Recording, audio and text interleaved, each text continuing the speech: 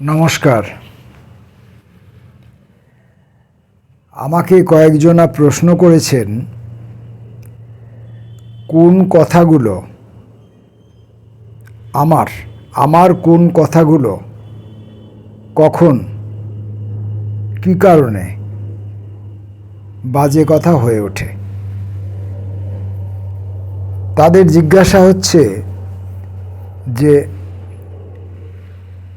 বাজে কথা বলে কি এক জাতীয় আলাদা কথা আছে? কিছু কাজের কথা আর কিছু বাজে কথা, দুদিকে দুই জাতীয় কথা আছে। আমি বাজে কথার দিক থেকে কিছু বাজে কথা তুলে নিই, এরকম কি? আর একটু পরিষ্কার করে বলি, মনে করুন দুটো ঝুড়ির মধ্যে কথা রাখা আছে।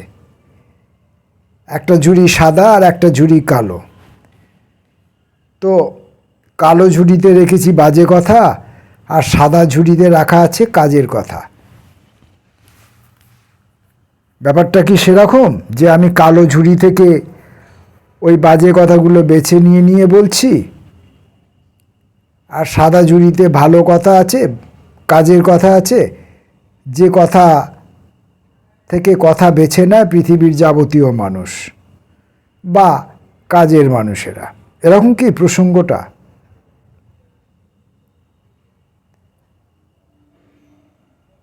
ব্যাপারটা সেরকম নয়। একই কথা কখনো বাজে কথা হয়ে উঠতে পারে, আবার কখনো কাজের কথা হয়ে উঠতে পারে। একই কথা কখনো বাজে কথা হয়ে উঠতে পারে, কখনো কাজের কথা হয়ে উঠতে পারে। এবার কখন কোন কথাটি কেন বাজে কথা হয়ে উঠছে, তার আগে আসুন আমরা ধরে নিই যে যত কথা আছে পৃথিবীতে মানুষের ভাষায়, সমগ্র মানুষের ভাষার কথা বাদ দিন, আমাদের বাংলা ভাষার মানুষের কথাতেই আসুন। এবং বাংলা ভাষা বললেও একটু সমস্যা আছে, কারণ বাংলারও প্রচুর রকমের ভাষার বিবিধ রকমের আঞ্চলিক ভাষার বৈশিষ্ট্য আছে, অনেক ব্যাপকতা আছে। তাই আমি সামগ্রিকভাবে শুধু নাগরিক ভাষা, যে ভাষায় আমরা কথা বলি, পত্রপত্রিকা ছাপাই, খবরের কাগজ পড়ি, টিভিতে যে কথা আমরা শুনতে অভ্যস্ত, অফিস আদালতে আমরা যে কথা ব্যবহার করি, সেই সমস্ত কথাকেই আমি বাংলা ভাষার কথা বলে ধরে নিচ্ছি।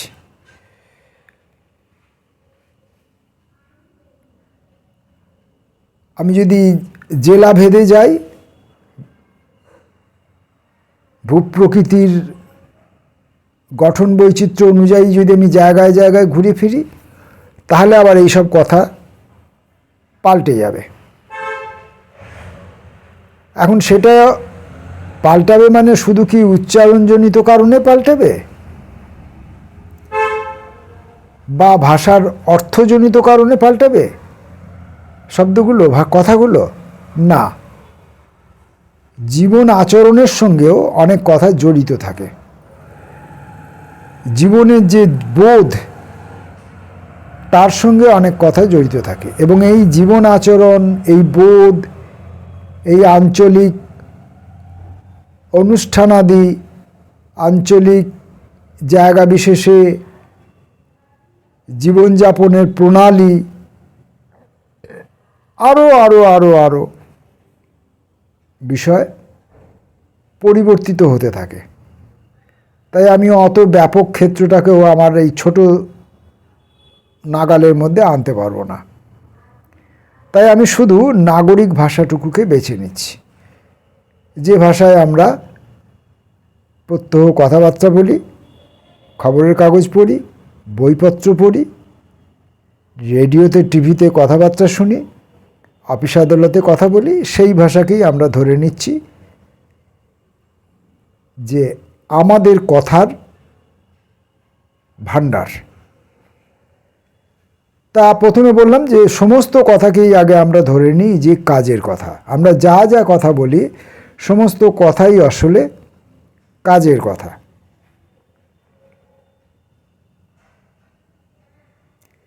এইবার সেই কাজের কথাই কখন কিভাবে বাজে কথা হয়ে উঠছে সেইটাই আজকের আলোচ্য বিষয়। তাহলে প্রথমে আমি যেটা বলেছিলাম যে দুদিকে দুটো ঝুড়ি আছে, একদিকে কালো ঝুড়ি, একদিকে সাদা ঝুড়ি, একদিকে বাজে কথা এবং একদিকে কাজে কথা, ওটা কিন্তু প্রথমেই আমার এই ভাবনা চিন্তা অনুযায়ী প্রথমেই বাতিল হয়ে গেল। অর্থাৎ সমস্ত কথাই কাজের কথা। ক্ষেত্র বিশেষে কাজের কথাগুলোই, ক্ষেত্র বিশেষে ব্যক্তি বিশেষে এই কাজের কথাগুলোই বাজে কথায় রূপান্তরিত হয়।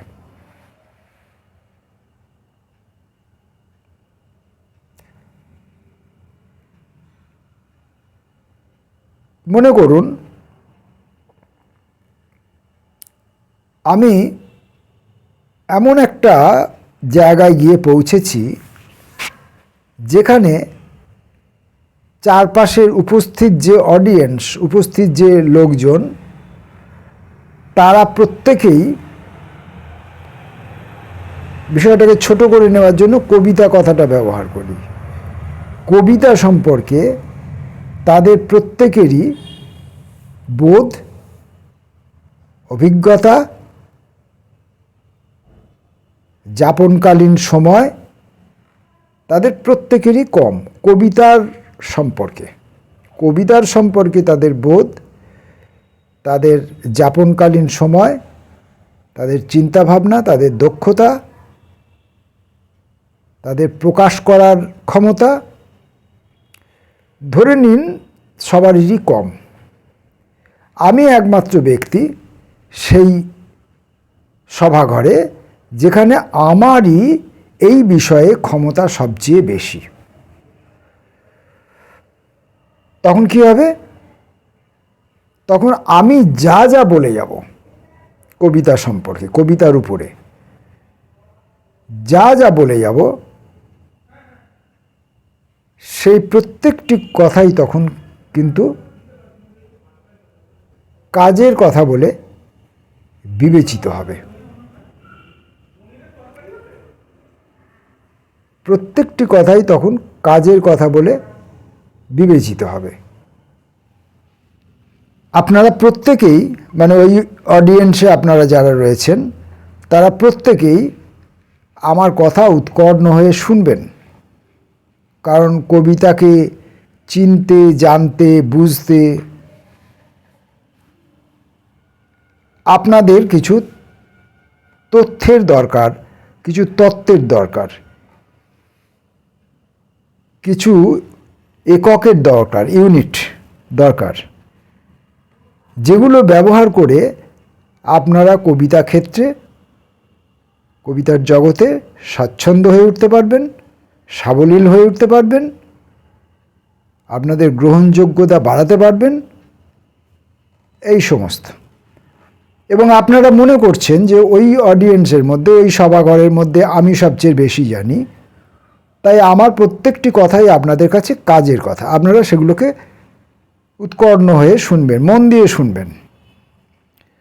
হঠাৎ মনে করুন এইবার ওই সভাঘরে আর একজন ব্যক্তি এসে উপস্থিত হলেন, যিনি আপনাদেরকে চেনেন এবং আপনারাও যাকে চেনেন, এবং সেই ব্যক্তি কবিতার উপরে তার বলার ক্ষমতা, তার ভাবনা চিন্তা করার ক্ষমতা, তার প্রকাশ করার ক্ষমতা, দখল, এই সমস্ত বেশি বলে সেই ব্যক্তি নিজেও মনে করেন, অথবা আক্ষরিক অর্থেই তার সেই ক্ষমতা বেশি। দুটোই হতে পারে। তিনি মনে করেন এটা হতে পারে, আবার আক্ষরিক অর্থেই তিনি এই ব্যাপারে অধিকতর যোগ্যতা সম্পন্ন। যে আমি এতক্ষণ ধরে ভাবছিলাম যে আমি অধিকতর যোগ্যতা সম্পন্ন, সেই আমি জানি যে তিনি অধিকতর যোগ্যতা সম্পন্ন। তখন সেই ব্যক্তি যদি অশিষ্ট হন, তিনি তখন কি বলবেন আপনাদেরকে, ছাত্রীমণ্ডলীকে? বলবেন যে আরে এই লোকটার কবিতা সম্পর্কে এই লোকটার কি বাজে কথা তোরা শুনছিস, আরে এই লোকটা জানে কি? যদি কিছু শুনতে হয় তা আমার কাছে শোনো। তখন হয়ে গেল এই যে এতক্ষণ ধরে আমি যে কথাগুলো আপনাদেরকে বলছিলাম, সে কথাগুলো সব বাজে কথায় পর্যবসিত হয়ে গেল। আপনারা চেয়ার ঘুরিয়ে ওই নতুন ব্যক্তির দিকে ঘুরে বসবেন, তিনি বক্তা হয়ে যাবেন, আমি পিছনের দিকে পড়ে যাব। আমি ওই কালো ঝুড়ি, যেটা প্রথমে বলেছিলাম, ওই বাজে কালো ঝুড়িটা, বাজে কথার ঝুড়িটাতে আমি গিয়ে নিক্ষিপ্ত হব। আমি এবং আমার যাবতীয় কথা সমেত আমি ওইখানে গিয়ে নিক্ষিপ্ত হব। আর যদি আমি আমার দক্ষতা বাড়াতে চাই, আমার যোগ্যতা বাড়াতে চাই, তাহলে আমিও চেয়ারটা ঘুরিয়ে নিয়ে ওই দ্বিতীয় ব্যক্তির দিকে মুখ করে বসবো এবং তার কাজের কথাগুলো শোনার চেষ্টা করব। আবার দেখুন, কিছু কিছু ক্ষমতা সম্পন্ন লোকেরা, বিশেষভাবে রাজনৈতিক ক্ষমতায় বলীয়ান লোকেরা, তারা রাজনৈতিক ক্ষমতায় বলীয়ান, আবার একই সঙ্গে হয়তো তথাকথিত শিক্ষা, মানে ওই কাগজপত্রের শিক্ষাও তাদের হয়তো আছে, না থাকলেও অসুবিধে নেই, হয়তো আছে, না থাকলেও অসুবিধে নেই। তারা যদি বলেন যে গরুর কাঁধে যে কুঁজ থাকে তার মধ্যে সোনা পাওয়া যায়, যদি বলেন, তারা যদি বলেন বিদ্যাসাগর সহজ পাঠ লিখেছিলেন, তারা যদি বলেন শেক্সপিয়ার এসছিলেন মহাত্মা গান্ধীর অনশন ভাঙাতে, তারা যদি বলেন সিধু কানু বাবুর সঙ্গে ডহর বাবুকেও তারা চেনেন, তাহলে সেই সব কথাগুলোই কাজের কথা হয়ে উঠবে এবং সেগুলো যত রকম প্রচার মাধ্যম আছে, সমস্ত প্রচার মাধ্যমে খুব তৎপরতার সঙ্গে প্রচার করা হবে। আড়ালে আবডালে কে কি বললেন, রাজার মাকে ডাইনি বললেন, সে অন্য কথা, সে অন্য কথা। কিন্তু এই যে পদাধিকারী লোকেদের কথাবার্তা, আদতেই যে কথাগুলোকে আমাদের মিথ্যা মনে হয়, ভুল মনে হয়, আমরা মিথ্যা বলে চিনি, ভুল বলে মনে করি,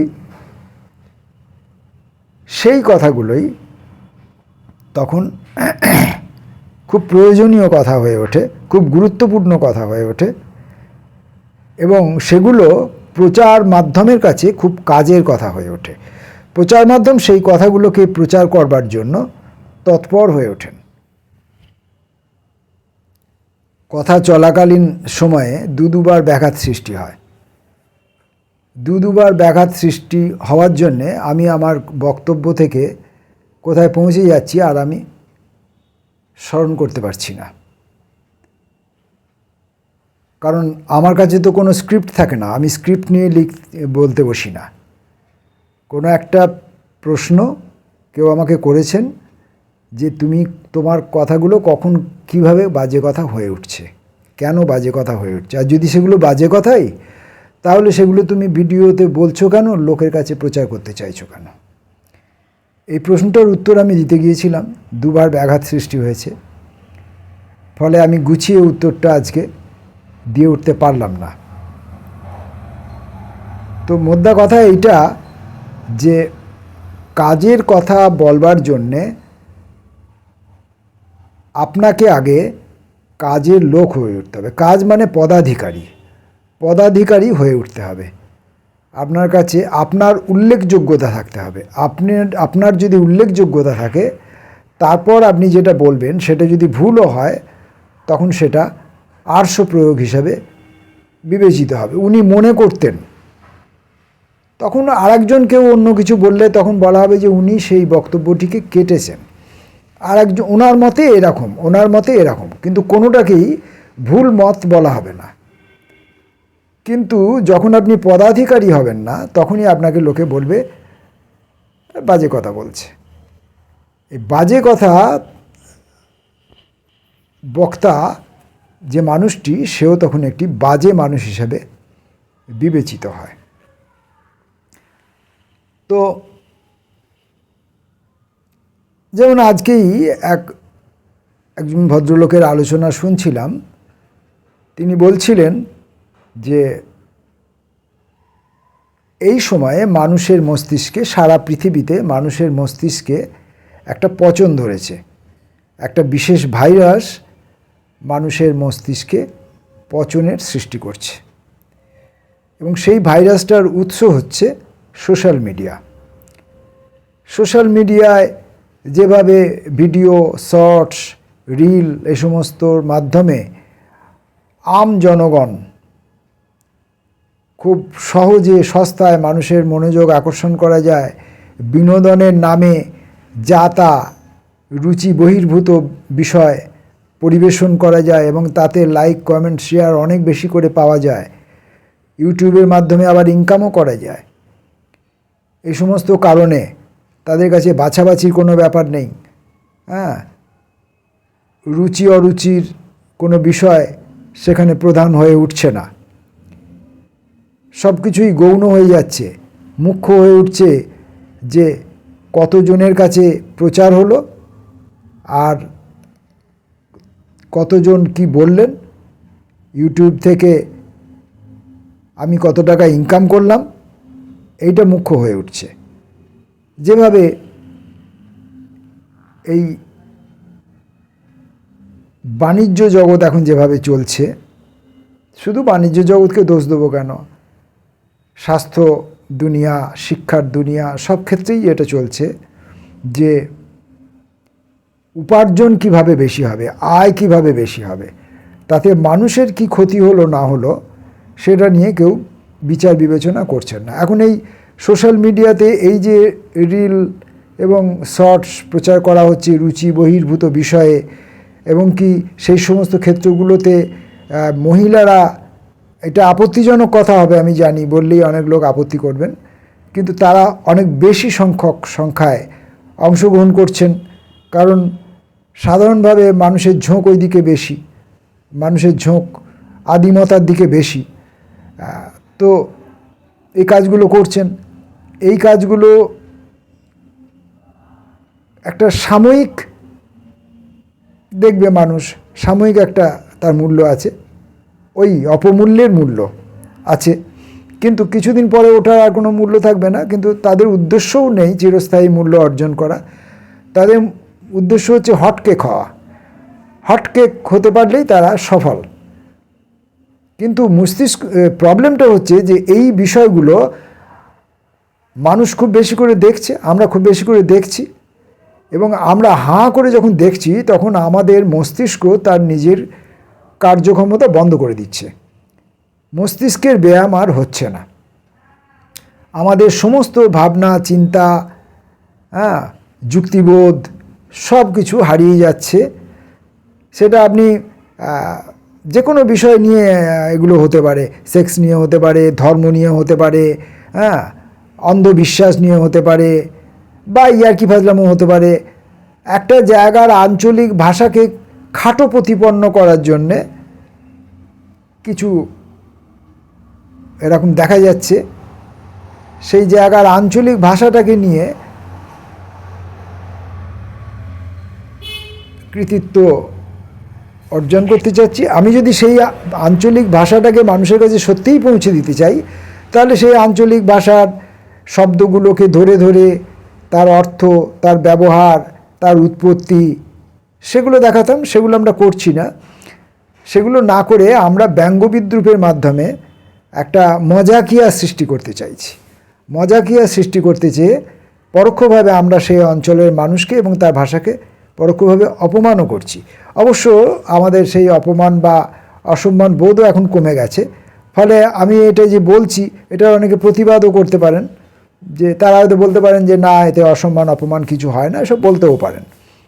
তো তো যাই হোক, এইভাবেই কাজের কথা বাজে কথা হয়ে ওঠে এবং বাজে কথা কাজের কথা। আপনি চিকিৎসা শাস্ত্রের উপর মূল্যবান পরামর্শ দিন মানুষকে, লাইফস্টাইলের উপর পরামর্শ দিন, আপনি শিক্ষা ব্যবস্থার উপর কথা বলুন, পড়াশোনার ক্লাস করান, আপনি রাজনীতির ক্লাস করান, যেটা এখন খুব জরুরি, খুব জরুরি।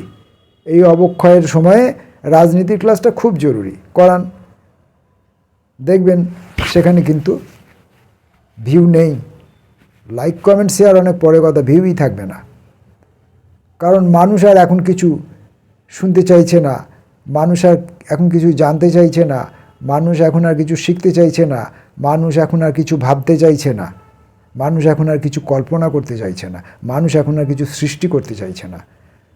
খালি মানুষ দর্শক হতে চাইছে, এবং এমন জিনিসের দর্শক হচ্ছে যা দেখলে তার অধোগতি অনিবার্য। এইটা নিয়েই এক ভদ্রলোকের একটি ভিডিও দেখছিলাম, এবং সেখানে তিনি বলছেন যে মনস্তত্ত্ববিদরা এই গবেষণাটা করেছেন যে মস্তিষ্কের, মানুষের মস্তিষ্কের মধ্যে, গোটা পৃথিবীব্যাপী হয়েছে, কোথাও কম কোথাও বেশি, পিছিয়ে পড়া দেশগুলোর, অনুন্নত দেশগুলোর, উন্নয়নশীল দেশগুলোর মধ্যে এটা বেশি, আর উন্নত দেশগুলোতে হয়তো তুলনামূলকভাবে কম, কোথাও কোথাও, সব জায়গায় যে তা নয়। কারণ আবার উন্নয়নেরও আবার মাপকাঠি আছে। প্রযুক্তিতে উন্নতি হলেই যে সেটা উন্নত দেশ হবে এমন কোনো মাথা ধরার দেয়া নেই। যেখানে মানুষের বোধ, চিন্তা ভাবনা উন্নত নয়, শুধু প্রযুক্তি উন্নত, আমাদের দেশও তো প্রযুক্তিতে এখন অনেক উন্নত হয়ে গেছে, তাহলে কি আমরা উন্নত হয়ে গেছি? তেমনটা নয়।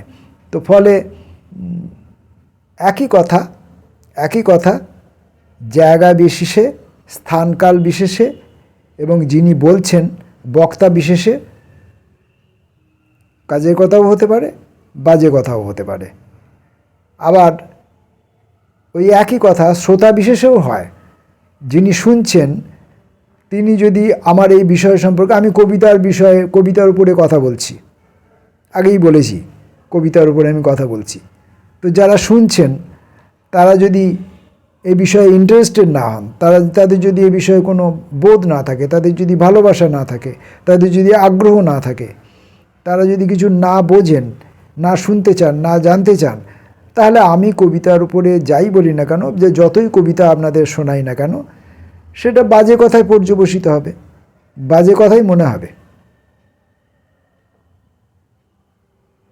এই হলো মানে আমার বক্তব্যের যে সূত্র কেটে কেটে 3টে পর্যায়ে আমি বক্তব্যটা রাখলাম। গুছিয়ে বক্তব্যটা রাখা হলো না, কারণ কথা বলার সময় একটা ফ্লো আসে, সেই ফ্লোটা আমাকে একটা নির্দিষ্ট গন্তব্যের দিকে নিয়ে যায়। কিন্তু ফ্লো যদি কেটে যায় তাহলে আমি আবার অন্য একটা জায়গা থেকে যাত্রা শুরু করলাম, আমার আবার গন্তব্যস্থান পাল্টে গেল। তার মানে প্রথমবার আমি বক্তব্য শুরু করেছিলাম, তার একটি গন্তব্য ছিল, আমি জানি না, কিন্তু আমার বক্তব্য নিজে জানতো তার বক্তব্যটা কী। আমি দ্বিতীয়বার যখন বক্তব্য শুরু করলাম, তার আবার আরেকটি গন্তব্য ছিল, এবং তৃতীয়বার আমি কথা বলতে এসে এখন একটা গন্তব্যহীন গন্তব্যে এসে পৌঁছলাম। আমি সঠিক কী বলতে চেয়েছিলাম তা হয়তো আপনাদের কাছে বলে উঠতে পারলাম না। আর সেই কারণেই বুঝতে পারছেন যে আমার যাবতীয় কথা সবই বাজে কথা হয়ে ওঠে। আজকেও যেমন এতক্ষণ ধরে যা বলে গেলাম তা সবই বাজে কথা হয়ে উঠল। নমস্কার।